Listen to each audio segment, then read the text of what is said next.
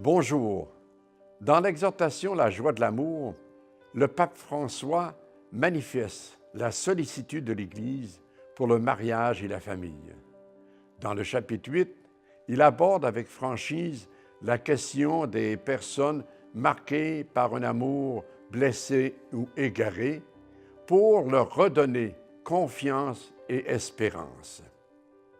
En invoquant les situations particulières, mariage uniquement civil, cohabitation, rupture du lien, remariage, le pape, tout au long de ce chapitre 8, parle de la nécessaire prise en compte de la fragilité. D'où l'appel pressant à accompagner, discerner et intégrer la fragilité.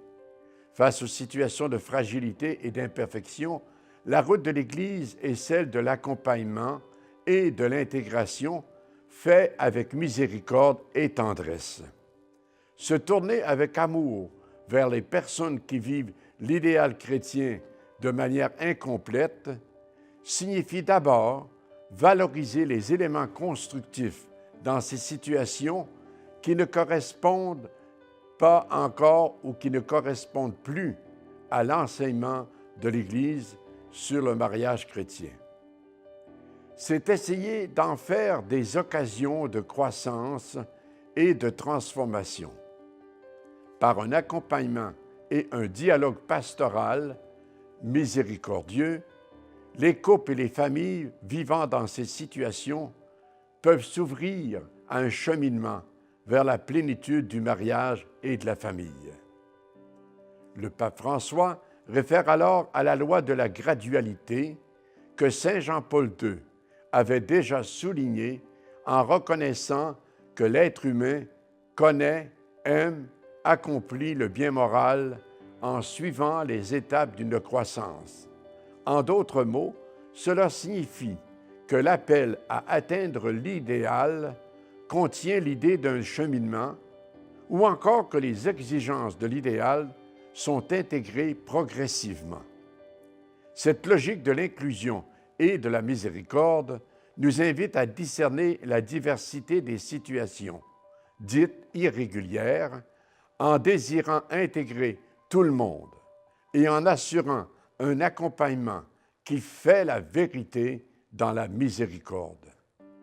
Dans ce souci pastoral d'accompagnement et de discernement, les pasteurs doivent considérer les circonstances atténuantes qui peuvent, dans certains cas, diminuer, voire supprimer la responsabilité personnelle. Autrement dit, reconnaître les conditionnements et les complexités de ces situations ou actions doit nous amener à mieux prendre en compte la conscience des personnes. Cela doit nous conduire à faire confiance à l'Esprit qui agit en elles, spécialement par l'écoute de la parole de Dieu et de la prière. Il est donc question de former les cœurs et les aider à répondre à Dieu du mieux possible. Dans le cas des personnes divorcées et remariées civilement, leur intégration dans les communautés chrétiennes est essentielle, tant pour leur bien personnel que pour l'éducation des enfants.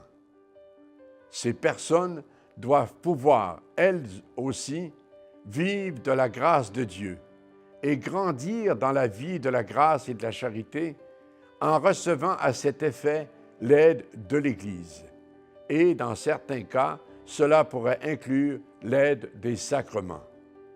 Sans aucunement renoncer à promouvoir la valeur du mariage chrétien, ni proposer moins que ce que Jésus nous offre et nous demande, cette logique de la vérité dans la miséricorde ouvre la voie à une prise en considération des situations particulières sur l'horizon d'un itinéraire de croissance avec l'aide de la grâce.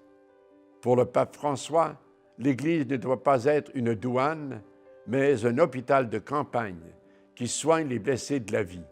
Une Église attentive au bien que l'Esprit répand au milieu de la fragilité.